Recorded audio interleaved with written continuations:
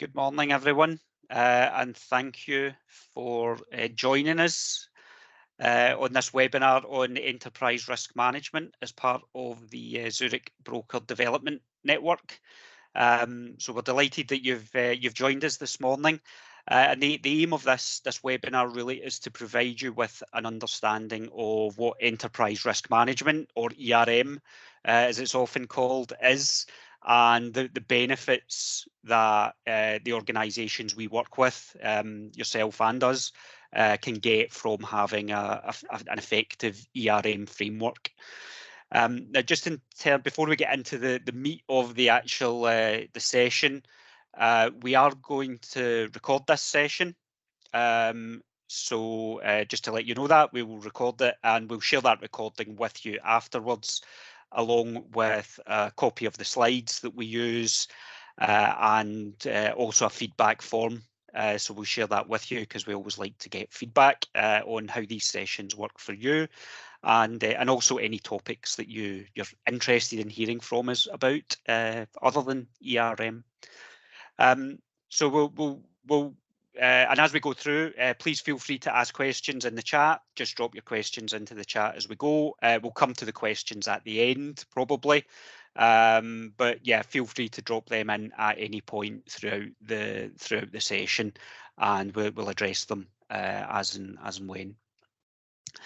Now, the point about ERM, I suppose, is that most organisations, in particular senior leaders in organisations, they tend to view risk in a sort of slightly different way from insurers or brokers, and they kind of tend to look at risk in a broader lens and risks to the organisation as a whole. Hence the enterprise bit of enterprise risk management.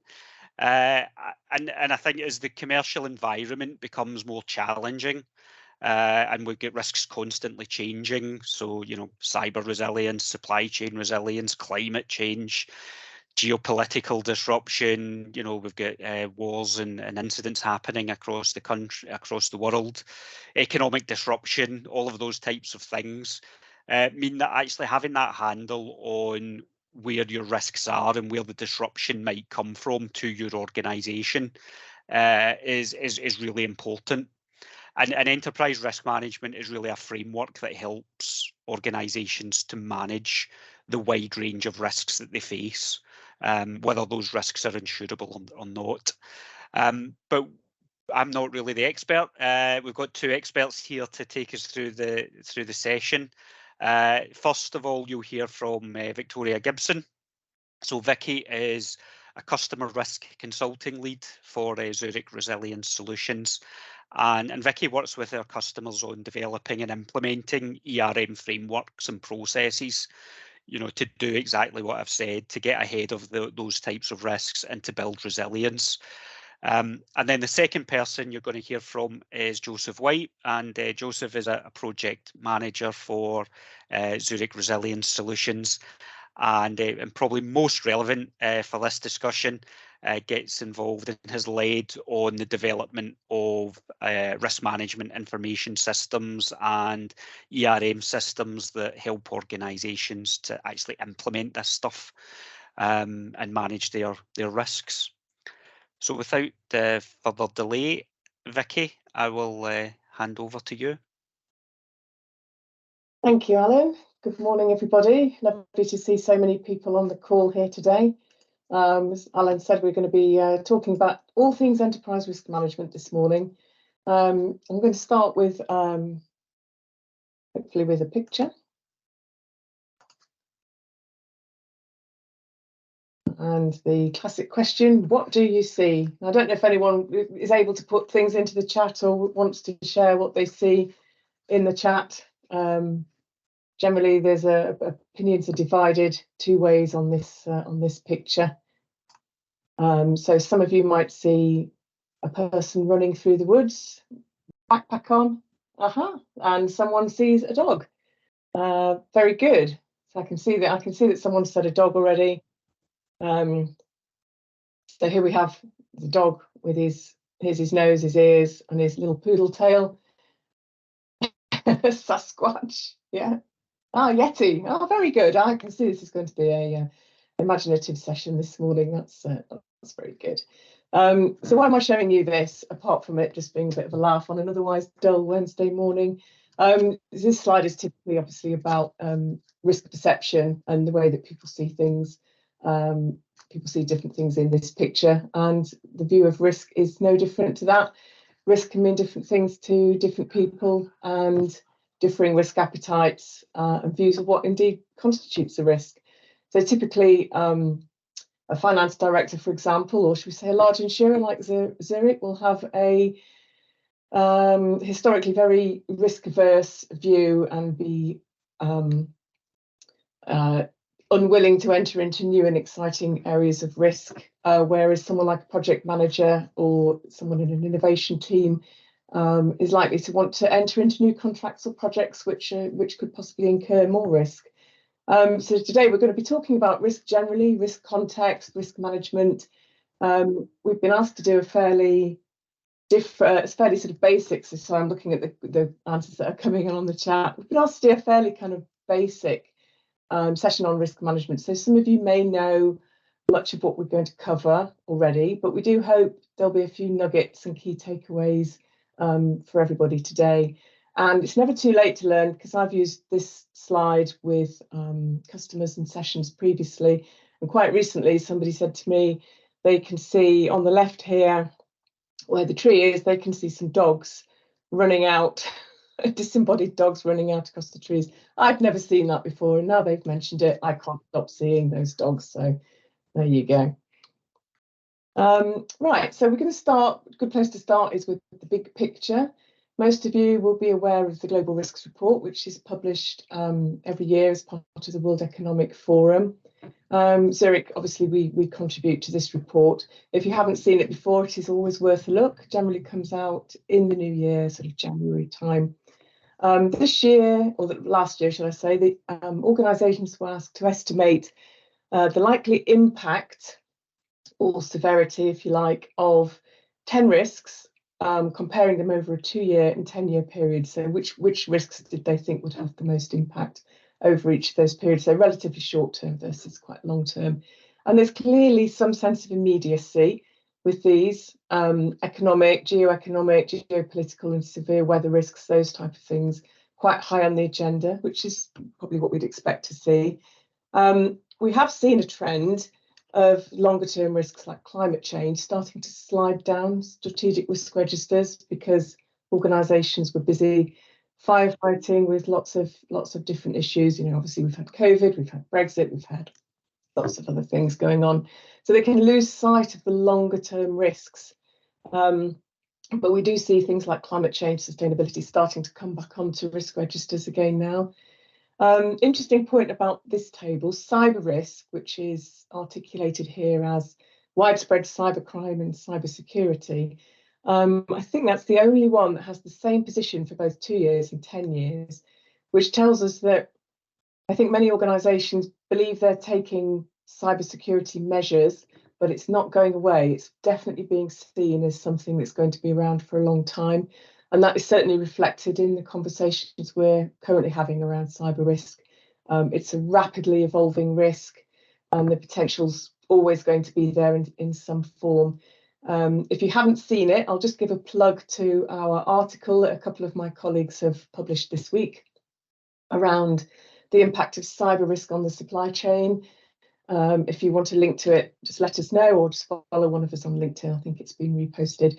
We can see that these risks don't stand alone, but they can be viewed as interconnected. So cyber, supply chain, ESG, climate change, they all sort of link in together.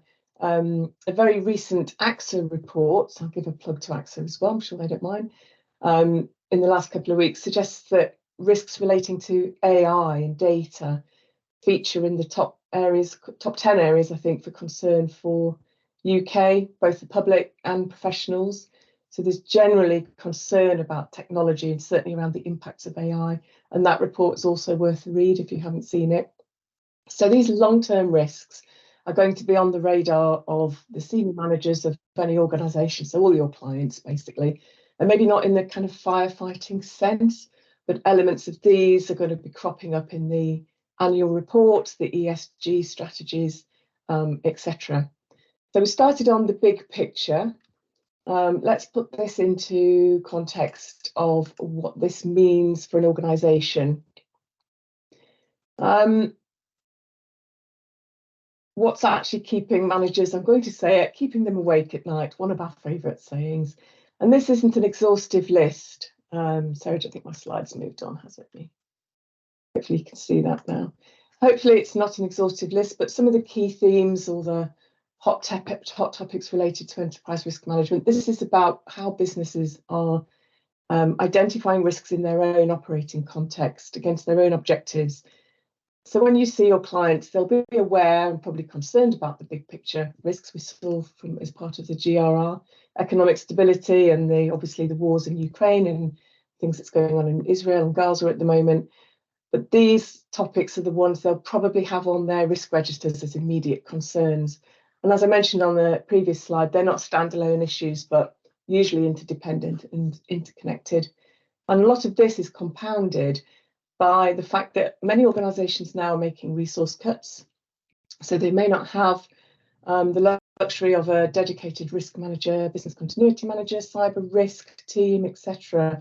And this can lead to sometimes organisations becoming maybe overwhelmed about where to start, how to identify risk, and how to manage them in a practical way. So let's have a look at some of those and see if we can unpick some of that. So this webinar is about enterprise risk management, so we should probably just talk about what that actually means. Alan said in his introduction, it's basically just viewing risk in the context of the whole organisation, and it should always be against achieving your strategic objectives. Insurance is just one piece of the risk management jigsaw, a vital piece, obviously. Risk transfer is an obvious solution for things like fire, flood, professional indemnity, business interruption, some of those obvious operational risks which can give rise to claims. But a business should maintain a strategic risk register which considers risks which might stop them or slow them down or even help them to achieve strategic objectives.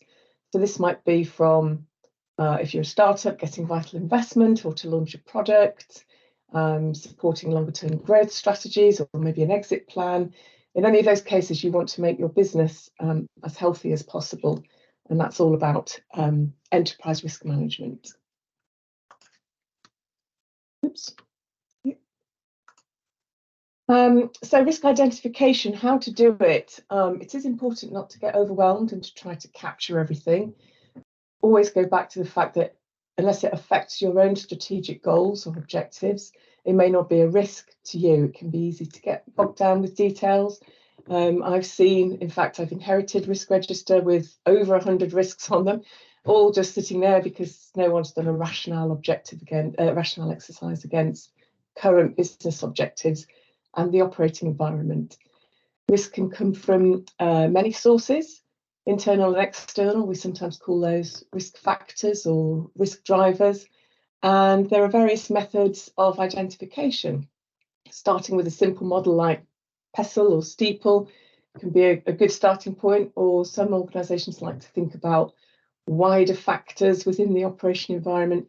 I sometimes call this what's making your business risky at the moment, in the short term, medium term, long term. I do like to throw in our favourite iceberg picture, just demonstrates loss of risk can be below the immediate surface. So managers can be concerned with operationally pressing matters like claims and renewals and premiums, etc. But in order to achieve long-term strategic goals, you must consider the long-term risks. And as I've said, they don't exist in isolation.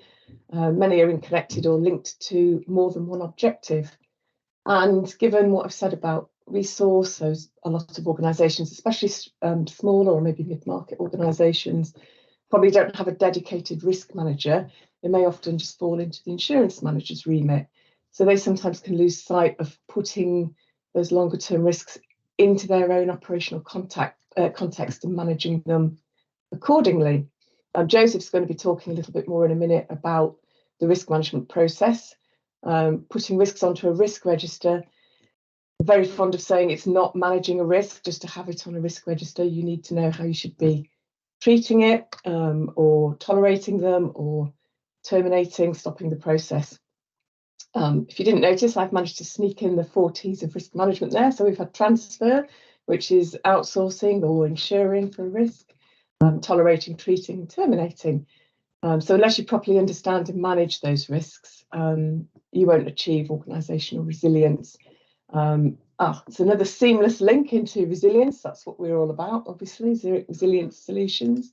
So we'll talk briefly about resilience and what we mean by that. There's various definitions about resilience, and it's about achieving sustainability as a business. And much like the term sustainability, that can mean many different things to an organisation as well. And the definition of sustainability is probably a whole other webinar. But going back to putting it into the context of objectives, a business might be trying to stay viable and in existence for the next maybe 12 months or 5 years or 20 years. You're trying to launch a product, or you've got long-term growth, innovation, ambitions. So in any case, the business needs to be as healthy as possible and as attractive to investors and customers and staff, and to be a great place to work.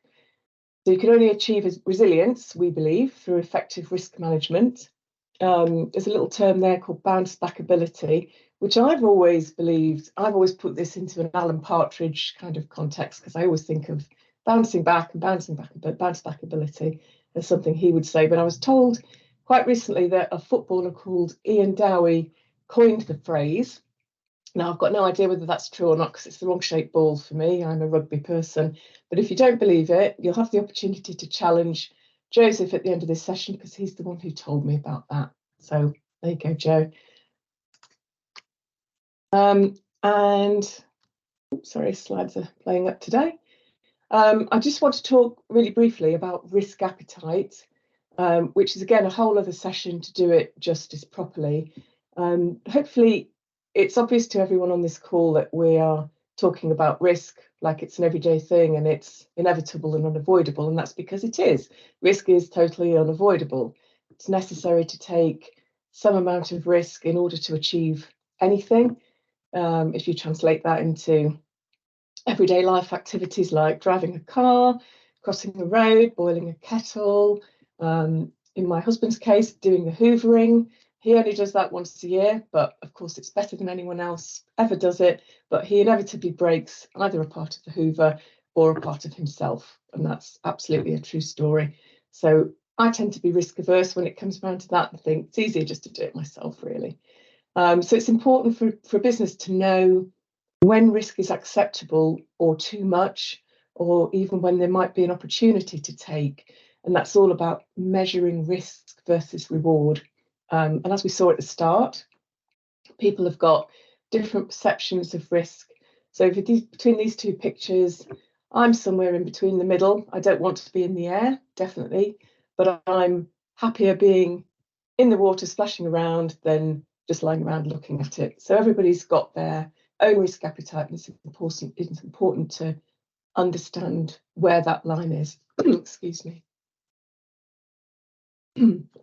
I recently facilitated a risk appetite session with a company, and the board had, let's describe it as a very lively debate about most aspects of the risk appetite in the context of their objectives and strategic risks, even to the point of cyber risk, which normally is generally agreed there aren't any positive outcomes from cyber risk. But the appetite we usually assume is going to be very low or zero for that. But this particular business is in a period of growth and transition and innovation, and they need to bring in new IT systems and new IT practices and processes. And they all agreed that would necessarily incur a higher amount of risk to keep the business agile and to enable people to be effective. So that discussion provides the board with vital context and gives them a framework for making those decisions. So I think that's sort of the basics about enterprise risk management. I'm going to hand over to Joseph now, who's going to have a look at what some of this looks like in practice. But I will come off camera and hand over to Joe. You got the slides, Joe? You okay? You're on mute, Joe. Classic example. Yes. Good morning, everybody. Hi. Thank you, Vicky. Yes. So essentially, I want to build on the next part of this. So Vicky's had the interesting piece, I guess, of being able to set some of the wider context and understanding on this. I'm going to get into a little bit more of the brass tacks on this. So really, see if the slide works for me. Here we go. So yeah, some of the kind of mechanical aspects of this really. So you know, when we say risk management, actually, what does that mean? What does it look like in practice? When we would expect to see risk management used in an organization, what does it look like, and what are the steps involved in that really? So I guess just come back to some of the basics on this really. So I guess one of the fundamental aspects of risk and risk management is things that could happen in the future. The reality is one of the challenges of risk management is that successful risk management means often that things don't happen. So you're preventing things from happening, similar to the kind of the insurance world. So in this context, it can be difficult, and particularly when the risks are sometimes difficult to articulate, and then you're stopping them from happening. It can be difficult in this context to kind of quantify and demonstrate the success of risk management. The other aspect is people often confuse risks and issues. So risk is something that could happen in the future that would have an impact on our objectives and outcomes, and it's important to, as we'll understand in a moment, to future gaze on that aspect. However, an awful lot of risk views get filled up with the issues of the day. Things that are at the forefront of people's minds right now, things that have happened recently, which in themselves are not risks to the organization. They're just issues. They're just current topics that need to be addressed and dealt with. In terms of risk management, really risk management then is the fundamental process framework within the organization to help manage those risks. And then the other aspect of this is that not all risks are equal. So what we need to do is really understand, as Vicky has said, you know, there's different external perspectives on this, internal perspectives on this. And we need to understand what are those risks that are important and requiring the timely management and mitigation. And just to build on Vicky's example around the kind of risk appetite, the organization, I also had an example recently linked to this, which was a risk manager was telling me he was visiting one of his largest sites, having just done a risk appetite exercise with the board.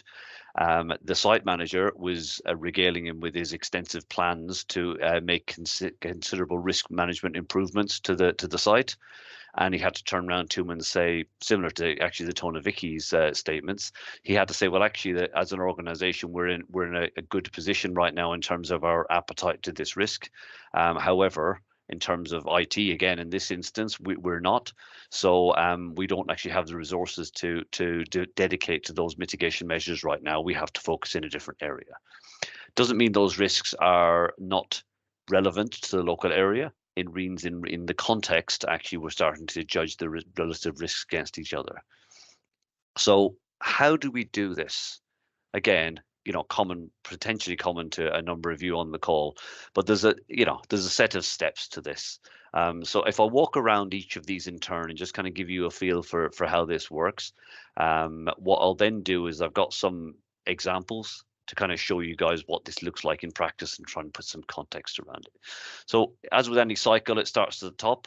So whenever you do a risk exercise, you need to establish the context. We need to understand the objectives, aims, priorities. What is it that we are judging risks against?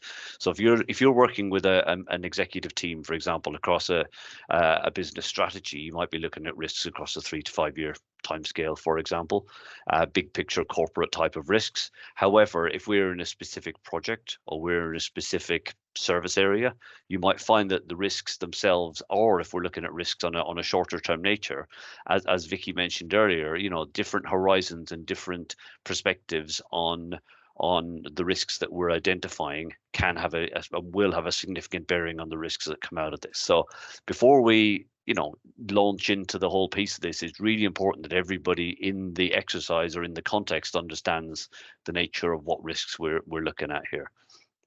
Then we start to look at the identification aspect of this. So this can often take various forms. Typically, we would get a management group together for a period of time and get them to start coming up with what an old colleague of mine used to call a shopping list of risks. So essentially doing a brainstorming exercise against the corporate plan, the priorities, the objectives, and starting to pick out probably a number of the big picture topics that Vicky's already mentioned to you, things around the people, the processes, the IT world, operational type risks, supply chain, all of the topics you'll hear bandied around all the time, and starting to essentially, identify those as risk areas that we need to investigate. A lot of organizations jump straight from supply chain and then go and try and evaluate it in terms of likelihood and impact. And what you find is that they will then end up with a risk view or risk register that's very high level, superficial. And when you come to try and treat it, actually, most organizations don't even know exactly what they're trying to treat. So it's critical that once you've identified the risks, you move into what they call the analysis phase of this. And this is really doing a lot of what I hope you guys would recognize from the day-to-day activities you would take. This is stripping back the risk topic and getting to the root cause ultimately. So what is it in this whole topic that actually is of most critical importance to us in terms of what's the thing that's really going to impact on us? Because if you take people, or you take supply chain, you take cyber, these are massive topics. And actually what we need to do is understand where the underlying concern and issues really sit in terms of the risk. And then the other side of it is we need to map out the consequences. So we need to understand if this was to manifest and materialize, what does it mean? How would it impact us in terms of finances, in terms of reputation, in terms of processes, in terms of production capabilities, etc. So you build up a snapshot essentially of each of these risk topics and risk areas. What you then do is you evaluate them. So typically, in my experience, it's relatively common that the management group would corral around a common set of risk areas. Where they often not necessarily come to blows, but where they have a lot of tension tends to be in the evaluation piece, whereas they won't all agree that they are the same. And it's important that you achieve a common consensus and a commonality across the relevant leadership team on which of the risks are most important, because it sets the priorities for everything. At that aspect, we move into the treatment one. So essentially, this is often guided by the evaluation. So we've identified our most likely and most impactful risks. Those are the ones that fundamentally then we would look to treat and mitigate further, obviously in line with the appetite of the organization. And then fundamentally, we then essentially move into a framework of you don't entwine or you don't unpick this every week. Typically, most organizations would look to probably do an annual review of this, refresh it on probably a quarterly basis, but it becomes an awful lot into then the monitoring and reviewing and communicating consult aspect of this. So you start to build it into some of the normal frameworks and workings of the organization, really. So trying to build the risk management into a management context so that actually when they're looking at performance, for example, or operational, the financials, we're doing the quarterly financial reviews, etc. We start to then build the risk view into this, and they start to become yin and yang rather than an entirely separate process. So to give you guys a feel for what this looks like in practicalities, here's an example of risk identification and analysis and evaluation. So if you see on the top, just as an example, and there's a myriad of different ways of doing this. Here's just an example piece. We've got the kind of risk title, so we've identified our area. We've said it's a threat to the organization, not an opportunity. We've categorized it, but then crucially, under the kind of details piece, we've started to, in simple terms still, just get to the root cause of what the risk for the organization is. And if we don't do this, what does it mean? So in simple terms, you're not trying to overcomplicate this. You're just breaking it down into basic parts so that everybody agrees for this. We're then identifying our risk appetite in this area. And on the right-hand side, we're taking a very simple judgment in terms of, and there's a set of criteria in most organizations that sit behind each of these to define them and give consistency. But we're looking to then understand, how likely is this to happen? So we look at the cause in the left-hand side. How likely is that cause to materialize in the 3 to 5 years, for example, that we're assessing the risk?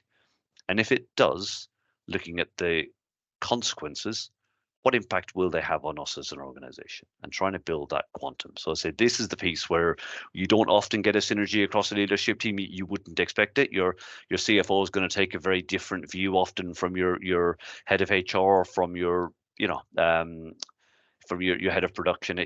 People will rightly take different views on this. If we move to the next aspect of this, essentially what you then start to do is you start to see not only how these risks interrelate against a scoring criteria, but we also start to understand crucially how they work against each other. So as Vicky said earlier, none of these risks live in isolation. We need to recognize in relative terms which are the most significant ones. So a colleague of mine always used to say, if we have any risks in that top right hand corner, we should stop the workshop now and go and deal with it effectively. But in that context, you're starting to understand really what do we need to do. And crucially, if you start to identify lots of risks that have got a current risk score, a residual risk score down in the bottom left hand side of this matrix, there's every likelihood we're completely over managing those risks. And actually, we're dedicating a lot of time, energy, and resource to things that we don't need to, and potentially not managing the ones that we should be. A little bit of geeky tech to this. On the top left-hand corner, we talk about inherent, residual, and target. So typically, most organizations would focus on the residual risk. So given the controls that we have in place right now, where do we think that risk sits on ourselves right now? It's a very subjective exercise in most contexts. And then we think about the target piece of this, which is actually where do we want to get this to? So where do we need to move it to so that it's within our tolerance and our risk appetite effectively? We often also consider the inherent piece of this. That's really around if we didn't have any controls in place at all, what would the residual risk be to the organization in terms of risk with no controls? But in many senses, for a less mature organization, I find that often confuses the hell out of people, to be honest. So I often start with the kind of, as we sit here today, based on what you already know and what we're doing.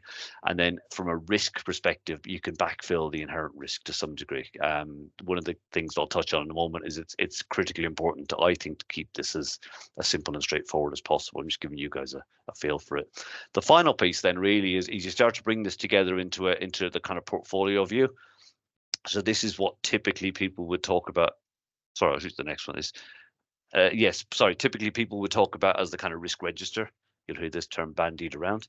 That really just starts to get you to give that overarching view across the piece of what are the risk topics, and where do they stand, where are they in terms of what's insurable, non-insurable, what parts of the organization have got more risks than others. I guess thinking about your role as a broker in this can often be an incredibly powerful tool or source of information, because actually what it starts to do is it starts to give you instantly a snapshot view on those areas that are of most importance and most need of management by the customer. So if you look at the one I've got in here, you can see the residual risk around supply chain, cyber attack. These are very, very pressing for the organization. That's where they'll be dedicating their time and energy in terms of mitigation, whereas some of the other things, would be further down the track. So this starts to guide perhaps towards an indication of some of the areas where there could be risk transfer solutions, or there could be further mitigation opportunities to mitigate the risk further. Final piece on this is really just bringing it all together. So I think, the risk manager, I'll touch on this in the next minute. The kind of risk manager it's a terrible term, because a risk manager doesn't manage risks. The business manages risks, and the reality is the risk manager, or the person with risk management responsibilities, it kind of helps the organization to keep this on track and keep it get an oversight of it. So the kind of things they would be worried about would be things like risks with overdue controls, overdue reviews. So I've got a risk it's outside of my risk appetite, and it should have been reviewed a significant period ago, hopefully to implement some further mitigating actions to take it down. If there are risks that haven't been reviewed, these are the type of things we need to look at. Bottom right hand corner, risks with a residual risk score of over 20. This means they're top right hand corner. So what are the risks really that are of most threat to the organization we need to be doing things about? And then the other aspect of this linked to the controls is the bit that's often missed for me. Is the starting to bring together the risks and the risk-based controls. So a good example here would be things like IT risk management, for example. So we might have a major risk around cyber attack or cyber threat to the organization. That entire risk and the residual risk view of the leadership team will probably be based upon their probably an inherent view of the quality of the controls. So what we need to make sure is that that's substantial. So in reality, if we're taking a current risk view on the cyber exposure of the organization based on our perception of the quality of the controls, can we link the two of those together and prove that we do have an active control in place right now that is doing what it should do and it is actually bottoming and copper bottoming the organization? These are the things that start to give the leadership team and the board and external stakeholders that level of assurance and connect the dots really. One of the challenges often around risk management is you will get somebody who may not be a professional in this area or may have some expertise and they just, one of the benefits of systems is that they can reduce an awful lot of the manual heavy lifting, because you find often risk people just get drowned in Excel files and spreadsheets, information flying everywhere, they can't see the wood for the trees. So to think about moving forward, I guess some of the challenges with this and perhaps some of the pitfalls to avoid, I've touched on a few of these already. It's really important to keep this as simple as possible. I've seen so many, and Vicky the same, she mentioned it earlier, you know, she inherited a risk register with over 100 risks. How can you possibly expect to manage all of that? So trying to keep it simple and straightforward as possible. If people don't like the example earlier as well around inherent risk, I don't tend to blind people with that type. You can when the risk understanding matures, you can bring things like this in. Drowning in unnecessary detail, you know, the reality is that there are a relatively small number of significant risk areas that tend to be at the forefront of leadership people's minds.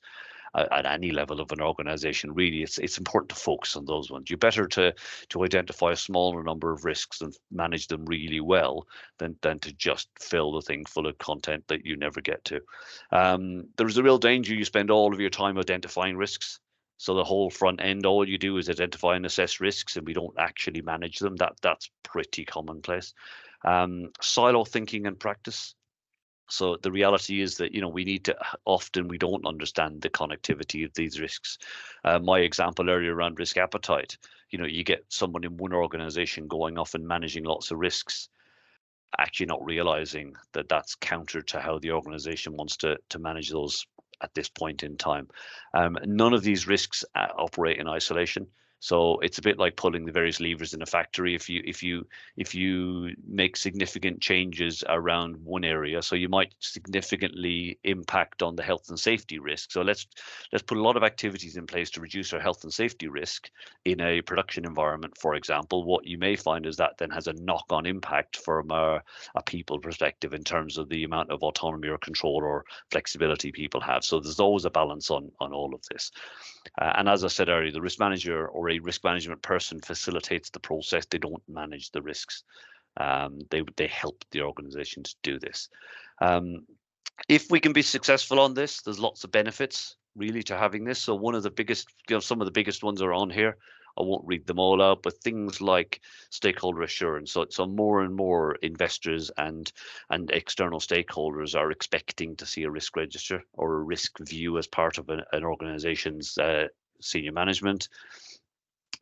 Equally, when we think about the sustainability lens here, you cannot really tackle ESG as a topic and sustainability as a topic unless you have understood the risks within it. And sustainability, ESG sustainability has to be underpinned from a risk management perspective. Again, it's a topic that's so large that we need to prioritize it and work out where the biggest threats and where the biggest opportunities lie.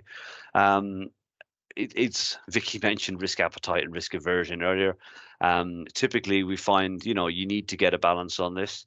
It's easy to be very risk averse as an organization to protect our financial reputation or our financial standing or our the reality is that we need to take risks moving forward. A good example that Vicky mentioned earlier is things like AI.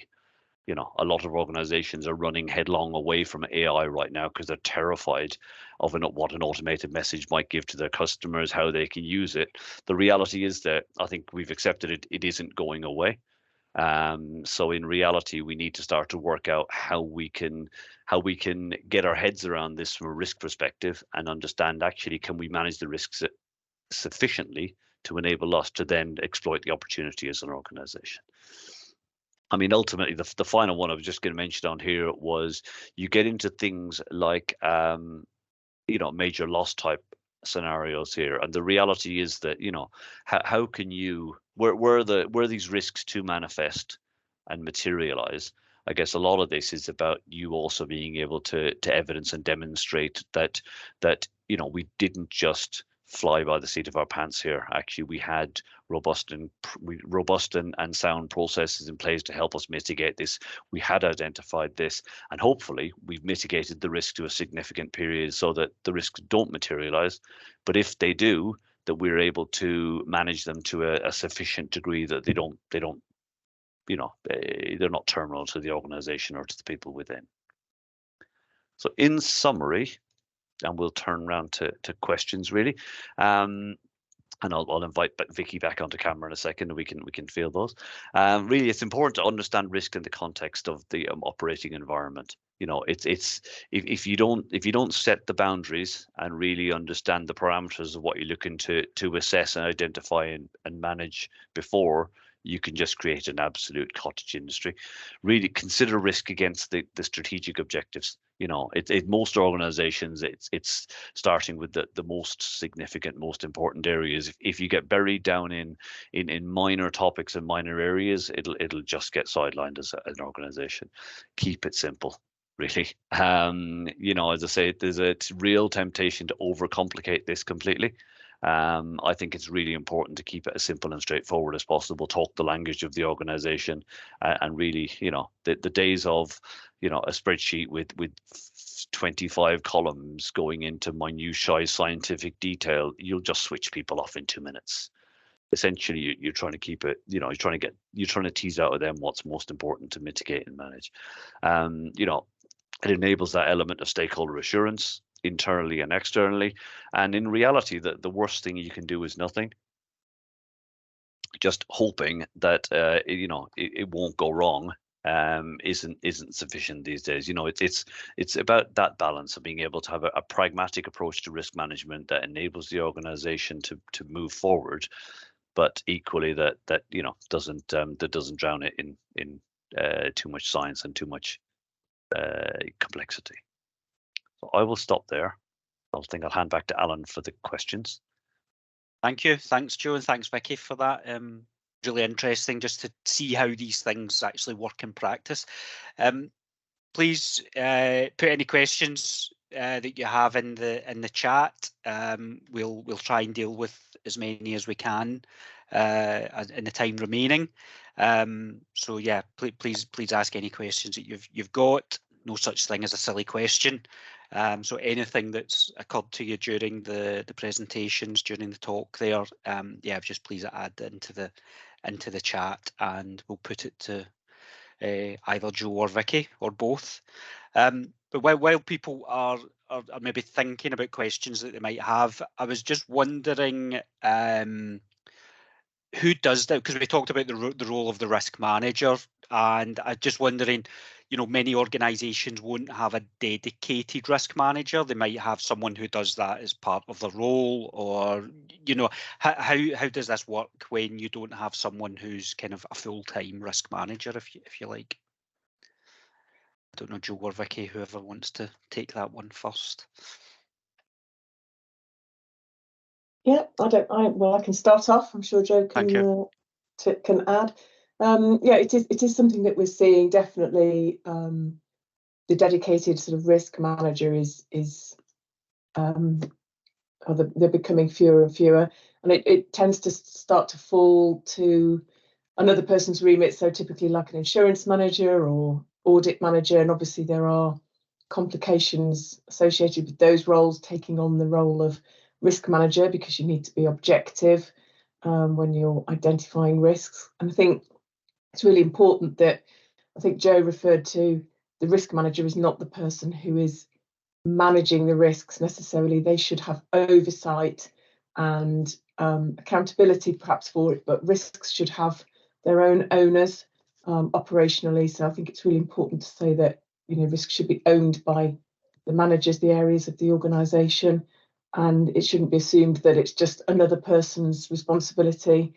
Or the insurance manager, risk management sits in insurance, so they'll be doing all the risks, especially with the identification and the review process, because when it comes to audit, you need to show that there's been objectivity in that process. Yeah, I agree. I think it very much depends on the size and scale of the organization. So I think, you know, only the larger organizations would probably have a dedicated enterprise risk management team or enterprise risk manager. As you go down the organization, it often is where it often emanates from the insurances. So who has responsibility for insurance in the organization? Typically, finance director, company secretary. That tends to be the person that often this starts to come from.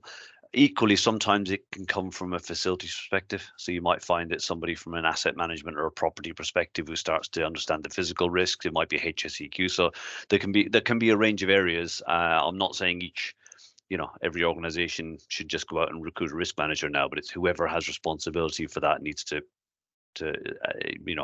build it appropriately. But would it be fair to say that you made the point about simplicity and keeping the process simple? Because so if you don't have a dedicated person to do it, then it needs to be that simple process, doesn't it? It can't be sort of massively complicated. 100%. And that's where I think, I've 20 years of enterprise risk consulting experience. That's where an awful lot of organizations would bring me in to do the set piece event, or Vicky in, and help facilitate the workshop on an annual basis. And then they would keep it ticking over and keep it moving forward. So you can leverage in the expertise periodically, essentially, to help you mitigate it or to manage it. Thank you. We've had one question in the chat, so please, if you have any questions, do put them in there. But we've got a question there. Was that software system Symbiont? I think I'm pronouncing that correctly. Yeah, Joe, no, probably one for you. No, it wasn't. So the software I showed was the Risk Clarity. So that's the software that we have developed with a company called Risk Connect, who are one of the leading risk management software providers in the world, essentially. So yeah, it was to give you guys an illustrative view of this. So I'm sure, Alan, we can share a link to the Risk Clarity page in the chat if anyone wants to. We'll try and do that, or we'll put it in the email that goes out if we can't. No, thank you. I was also thinking just about the role of the risk manager, but clearly we've got a lot of brokers on the call, and I think, Joe, you mentioned there's a lot of information potentially in these systems, or whichever framework an organisation uses that might be helpful. But equally, I was wondering, is there a role here for the broker to kind of inform, the risks that organisations look at and how they manage? Where do the brokers add value, basically, or where can they add value?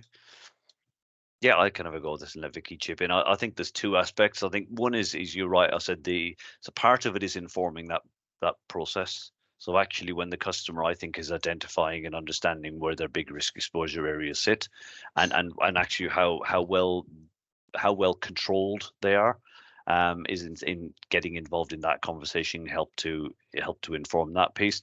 I think the other aspect really is, I think it can be easy to get scared by a risk register or lots of C-suite people in a room talking about big picture strategic topics. The reality is that a risk management cycle is a risk management cycle. And I think if a broker is having an insurable risk or an operational risk conversation, it's effectively the same mechanics. So you're still looking at where are the exposures, you're still looking at what controls do we have in place, and you're still looking at what we can do further.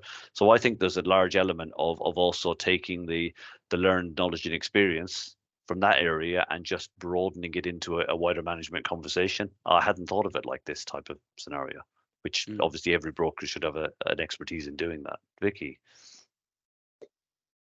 Yeah, well, absolutely agree with that. And just going back to the earlier point as well, where someone like ZRS can come in is we frequently are asked to act as that resource support. So we've worked with customers going in maybe once a quarter to look at their risk registers, challenge people on actions and movement, and help with the risk refresh and the identification sessions. And we're in the fortunate position of having a lot of peer information and experience, so we can say the trends that we're seeing in your particular industry or your particular size or whatever. We can bring that to the table and help them to sort of say, well, establish that context. Some of the risks that we're seeing, these aren't on your risk register. Do we think perhaps they should be? And it saves them getting bogged down with the detail or having to employ a dedicated risk manager, which we've said a lot of people don't. So. And I guess just to add back in, you've made me think, Vicky, the other aspect, I guess, is that you have the benefit, like us, of working across a large number of organizations. So the kind of topics that face businesses are not, there's a commonality to the topics.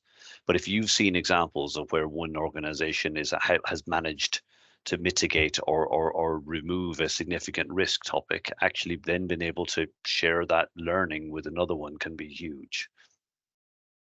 Yeah, very much so. And I think you also mentioned in the talk about different perspectives on this. I think an head of HR might have a different view from the head of finance or chief financial officer, and I guess it just gives that different perspective again, having that sort of third party critical friend, or however you want to term it. Yeah. I'll put the link to the risk, I think to the risk clarity in the chat for anyone that's interested in that. Just a final question then from me. Just really around it, and you both touched on it. I think the simplicity, but also you could get bogged down in the list of risks that organisations face now is almost endless. So I suppose it's, what are those one or two things maybe that organisations should be doing to kind of see the wood from the trees, if you like, to focus on the important stuff rather than just identifying a list of 100 things, as Vicky spoke about. Yeah, I'll start with that. I'll say invite the broker into the conversation, or invite someone from your insurer or someone from ZRS into the conversation, just to facilitate the discussion, provide an objective view, keep the conversation on track. We're at ZRS, we're all trained facilitators. We work within if we've got 2 hours, we'll try and keep that discussion to 2 hours and get where we need to be. Whereas if you're inexperienced at doing that, you can start on one risk and still be talking about that same risk 2 hours later. So it's knowing when to move on and get the outcomes. So yeah, I think go back to one of the points on the slide. I think the worst thing to do is to do nothing, because there is plenty of help and guidance out there, if you know where to look. Yeah, and just build it up slowly. I think build it up simply. There's no point. You're not going to achieve anything by going cold into an organization and drowning them in risk management activity. Identify a relatively small number, or even one area to start with. There's a significant risk in this area. What can we do to help this organization better improve its risk management profile around cyber or IT, if that's what's worrying them right now?